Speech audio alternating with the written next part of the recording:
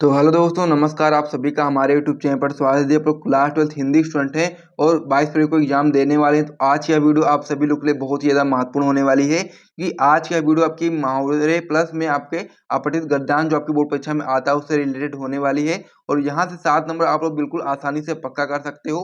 तो जल्दी से आप लोग वीडियो को देख लो, बिल्कुल भी समय आपके पास नहीं है, तो उसी को ध्यान में रखते आप लोग वीडियो को शुरू से लेकर के अंतिम तक देखो और साथ ही में इस क्वेश्चन को तैयार करो। अपने बोर्ड परीक्षा में 7 नंबर यहाँ से बिल्कुल पक्का करो मात्र 10 से 15 मिनट की वीडियो में। तो चलिए हम लोग वीडियो को स्टार्ट करते हैं। सबसे पहले आप लोग वीडियो को लाइक कर दो, चैनल को भी सब्सक्राइब कर दो, फिर हम लोग वीडियो को स्टार्ट करते हैं। और जो मोस्ट इंपॉर्टेंट मुहावरे होते हैं और साथ ही में जो अपठित गद्यांश होता है वो आपकी बोर्ड परीक्षा में किस प्रकार से आता है, आइए हम लोग उसको समझ लेते हैं और एक एक करके सारे जो क्वेश्चन होते हैं उसको हम लोग कंप्लीट करते हैं। तो चलिए, आप लोगों ने वीडियो को लाइक कर दिया होगा, तो चलिए अब हम वीडियो को स्टार्ट करते हैं और मुहावरे प्लस अपठित गद्यांश को देखते हैं। तो चलो वीडियो को हम लोग शुरू करते हैं। वो तो इसमें पेपर में जो आपका प्रश्न संख्या जो 9 आता है वो आपका आता है कि निम्नलिखित मुहावरों में से किसी एक का अर्थ लिख करके वाक्य प्रयोग कीजिए।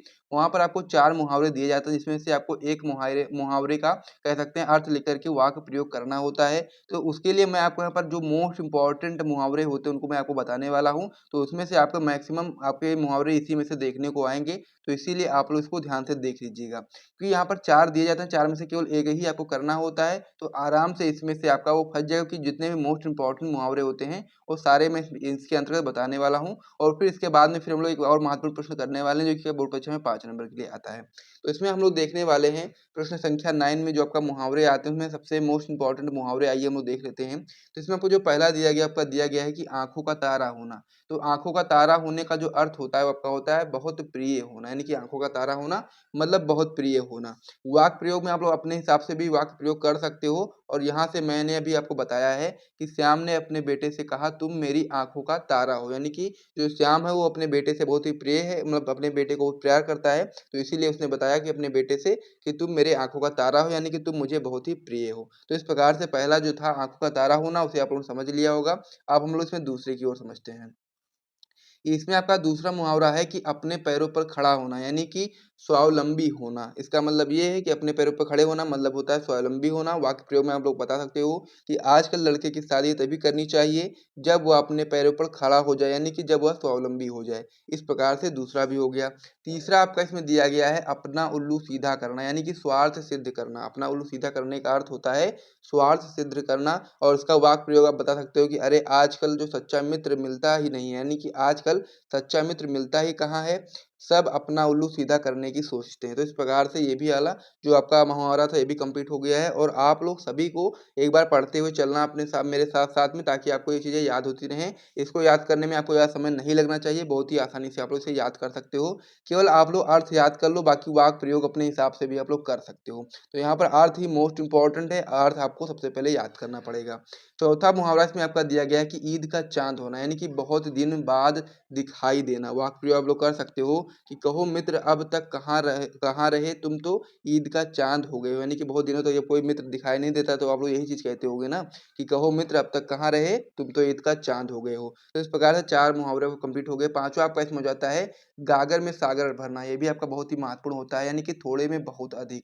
यानी कि बिहारी लाल जी ने अपने दोहों में गागर में सागर भर दिया, यानी कि बहुत ही छोटे-छोटे दोहों में उन्होंने बहुत सारी ज्ञान की बातें बता दी। तो इसी के लिए हम लोग यहाँ बता सकते हैं कि बिहारी लाल ने अपने दोहों में गागर में सागर भर दिया। तो इस प्रकार से वाले जो मुहावरे थे 5 मुहावरे कंप्लीट हो गए हैं।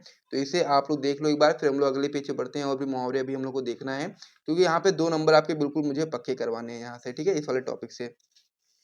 तो अब इसमें जो हमारा छठा मुहावरा हो जाता है आपका हो जाता है कि आम के आम गुठलियों के दाम। तो इसका अर्थ होता है दोहरा लाभ होना, यानी कि आम का आम और साथ ही में गुठलियों के दाम होना, तो आपका हो जाता है दोहरा लाभ होना। वाक्य प्रयोग आप लोग कर सकते हो कि अखबार पढ़कर उसकी रद्दी बेच दिया करो, आम के आम गुठलियों के दाम। यानी कि जब आप लोग अखबार पढ़ लेते हो फिर उसकी रद्दी को बेच दिया करो तो क्या होता है कि आपको ज्ञान भी मिल जाता है अखबार पढ़ के और रद्दी बेचने से आपको पैसे भी मिल जाते हैं। तो यहाँ से हो जाता है आम का आम और गुठलियों के भी दाम। ये प्रकार से आपको 6 मुहावरे हो गए। सातवां इसमें आपका हो जाता है कि अधजल गगरी छलकत जाए, यानी कि ओछा व्यक्ति प्रदर्शन अधिक करता है, यानी कि जो भी ओछा व्यक्ति होता है वो अधिक प्रदर्शन करता है। वाक्य प्रयोग बता सकते हैं कि उसने थोड़ा सा धन क्या कमा लिया, अब तो वह कार से नीचे पैर ही नहीं रखता है, यानी कि उसके बोल सकते हैं इसका मतलब यही होता है कि अधजल गगरी छलकत जाए। इस प्रकार से आपका ये हो गया। 8वां इसमें आपका हो जाता है कि पानी पानी होना यानी कि शर्मिंदा होना। तो वाक्य प्रयोग आप बता सकते हो कि रमेश 10वीं की परीक्षा में अनुत्तीर्ण होने पर पानी पानी हो गया यानी कि शर्मिंदा हो गया, कहने का मतलब यही है। तो पानी पानी का होना मतलब होता है इसका अर्थ शर्मिंदा होना। 9वां मुहावरा आपका इसमें हो जाता है आकाश पाताल एक करना, यानी इसका अर्थ होता है अत्यधिक मेहनत करना या परिश्रम करना। वाक्य प्रयोग आप बता सकते हो कि मोहन को परीक्षा के समय आकाश पाताल एक करना पड़ा, तब जाकर के सफलता मिली है। तो इस प्रकार से 9 मुहावरे कंप्लीट हो गए हैं। 10वां मुहावरा आपका इसमें हो जाता है मक्खन लगाना यानी कि चापलूसी करना।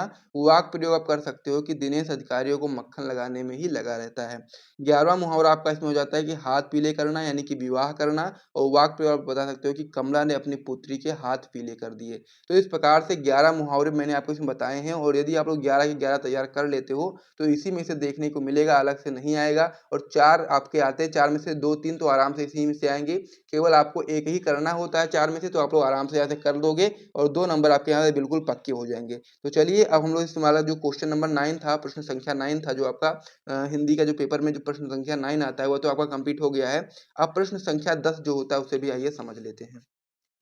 तो जो आपकी क्लास 12 की हिंदी में जो प्रश्न संख्या 10 आती है वो इस प्रकार से आती है कि अपठित गद्यांश पर आधारित निम्नलिखित प्रश्नों का उत्तर दीजिए। 5 नंबर के लिए आपका यहाँ पर आता है, और यहाँ पर कोई भी यहाँ पर आपको गद्यांश दिया जाएगा, पैराग्राफ दिया जाएगा, जिसमें आपको उसमें पैराग्राफ को पढ़ना है, और फिर उसी में से यहाँ से 3 क्वेश्चन आपके बोर्ड परीक्षा में पूछे जाएंगे, और तीनों को आपको सही ऑप्शन मतलब सही आंसर बताना पड़ेगा। इसी में से आप लोग आंसर ढूंढ करके उसमें बता सकते हो, और यहाँ से आपके 5 नंबर बिल्कुल पक्के हो जाएंगे। तो बहुत ही ईजी है ये। तो इसको हम लोग सबसे पहले इसी प्रकार से, कोई भी आपका एक पैराग्राफ दिया रहेगा, हो सकता है ये दिया रहे या फिर अलग दिया रहे, लेकिन इसी प्रकार से आपको दिया रहेगा, तो इसी को आपको पढ़ना है और इसी में से आपको आंसर ढूंढ करके क्वेश्चन के आंसर को बता देना है। तो क्या होता है पैराग्राफ, आइए हम लोग देख लेते हैं। समझने के लिए मैं ये चीज़ बता रहा हूँ आपको, क्योंकि इसका कोई पता नहीं कौन सा आएगा, इसमें कोई ऐसा भी नहीं है। तो इसीलिए आप इसे समझ लीजिए कि अगर ये बोर्ड परीक्षा में इस प्रकार का जो क्वेश्चन आएगा तो उसमें आपको किस प्रकार से करना है, पैराग्राफ को पढ़ना है। बहुत ही हिंदी में सारी चीज़ लिखी है, आपको समझ में बिल्कुल अच्छे तरीके से आएगा, कोई भी दिक्कत नहीं होने वाली है। तो इसमें आपका इस प्रकार से है, जैसे कि मैंने आपको बताया एग्जाम्पल के रूप में, कि आजकल दूरदर्शन पर आने वाले धारावाहिक देखने का प्रचलन बढ़ गया, यानी कि आजकल जो दूरदर्शन पर आते हैं धारावाहिक, उनको देखने का प्रचलन बढ़ गया है। बाल्यावस्था में यह शौक अच्छा नहीं, यानी कि जो बाल्यावस्था होती है बहुत ही कम उम्र में, यह शौक अच्छा नहीं है। दूरदर्शन पर दिखाए जाने वाले धारावाहिकों का जो स्तर है बहुत ही घटिया होता है। उसमें अश्लीलता, अनास्था, फैशन तथा नैतिक बुराइयां ही अधिक देखने को मिलती हैं। अभी बालक जो होता है वो मानसिक रूप से परिपक्व नहीं होते हैं, और इस उम्र में भी वे देखेंगे तो उनका जो प्रभाव होगा वो निश्चित ही उनके दिमाग पर अंकित हो जाएगा, यानी कि जो धारावाहिक का प्रभाव होगा उनके दिमाग पर अंकित हो जाएगा, और बहुत ही शीघ्रता ही बुरी आदतों के शिकार हो जाएंगे, यानी कि बुरी आदतों को वे शीघ्र ही अपना लेंगे। आगे आप बता सकते हैं इसमें कि समाजशास्त्रियों के एक वर्ग का मानना है कि समाज में चारों ओर फैली बुराइयों का एक बड़ा कारण दूरदर्शन तथा चलचित्र ही है, क्योंकि जो चीज़ें उसमें दूरदर्शन में दिखाई जाती हैं उसी से बहुत लोग प्रेरणा लेकर के बुरे कामों को करते हैं। तो इसीलिए जो समाजशास्त्री हैं वो उनका मानना है कि जो समाज में फैली बुराइयां हैं उनमें एक बड़ा कारण उनका दूरदर्शन तथा चलचित्र ही है। सब इस बात से भली भांति परिचित है। इतना सब ज्ञान होने के बाद भी यदि वह इसी राह पर आगे बढ़ते रहे तो उनसे बड़ा मूर्ख और कोई नहीं है, यानी कि इतना सब ज्ञान हमारे पास पहले से मौजूद होने के बावजूद यदि हम लोग उसी राह पर लगातार चलते रहे तो उनसे बड़ा मूर्ख कोई नहीं है। और बिना समय की पाबंदी के घंटों दूरदर्शन के साथ चिपके रहना बिल्कुल ही गलत बात है, और इससे क्या होता है मानसिक विकास रुक जाता है, और साथ ही में दृष्टि में कमजोरी आती है और तनाव बढ़ सकता है। तो इस प्रकार से आपका ये दिया रहेगा गद्यांश, और इसमें से आपको ये चीज़ मैंने आपको पढ़ाई है ना, सारी चीज़ आप लोगों ने पढ़ ली। अब इसमें से ही आपके क्वेश्चन पूछे जाएंगे, और उसमें क्वेश्चन का आपको सही ऑप्शन मतलब सही आंसर बताना है।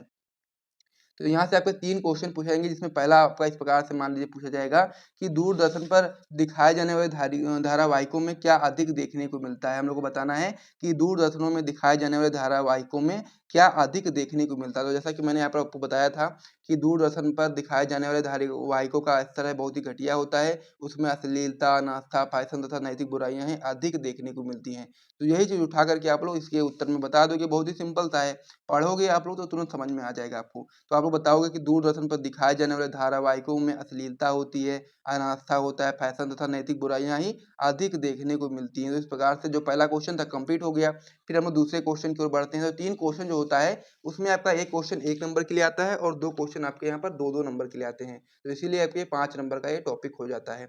अगला क्वेश्चन इसमें पूछा गया है कि दूरदर्शन का दुष्प्रभाव बच्चों पर अधिक क्यों पड़ता है? क्योंकि जो दूरदर्शन का अधिक प्रभाव बच्चों पर इसलिए पड़ता है क्योंकि जो बच्चे होते हैं वो बहुत ज़्यादा देर तक, बहुत अधिक देर तक दूरदर्शन को देखते हैं, इसीलिए उनके ऊपर इसका प्रभाव बहुत ज़्यादा पड़ता है। अगला क्वेश्चन इसमें आपका पूछा जाएगा कि दूरदर्शन के व्यसन से क्यों बचना चाहिए? तो आप उत्तर में बता सकते हो कि दूरदर्शन के व्यसन से इसलिए बचना चाहिए क्योंकि यह हमारी मानसिकता को कह सकते हैं प्रभावित करता है। तो इस प्रकार से ये वाला जो क्वेश्चन था कंप्लीट हो गया है और इसी प्रकार से गद्यांश आपकी बोर्ड परीक्षा में आएँगे, तो उसे आप लोग इस प्रकार से बता सकते हो, सारी चीज़ों को कर सकते हो।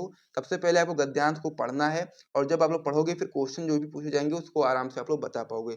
तो मैं उम्मीद करता हूँ कि आपको सारी चीज़ समझ में आ गई होंगी, तो प्रश्न संख्या जो 10 होता है वो भी आपका कंप्लीट हो गया है। तो इसे भी आप लोग समझ गए होंगे। तो चलिए आप लोग वीडियो को जल्दी से लाइक कर दीजिए